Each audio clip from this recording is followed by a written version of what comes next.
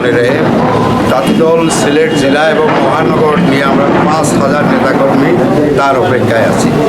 আশা করি আমরা ইনশাল্লাহ 22 তারিখের প্রোগ্রাম অত্যন্ত সফল এবং সুন্দর হবে এবং আমরা তাঁতিদলের প্রত্যেকটা কর্মী প্রত্যেকটা কাজে আমরা জড়িত আছি এবং করে যাচ্ছি। ইনশাল্লাহ সফল হবে আমাদের 22 তারিখে।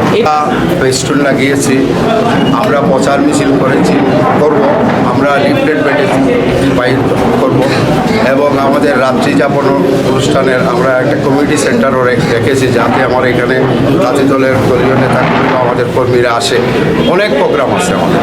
নিরাপত্তা ইনশাল্লাহ শাহজালালের মাটি তো, এখানে আল্লাহ নিরাপত্তা দেবে।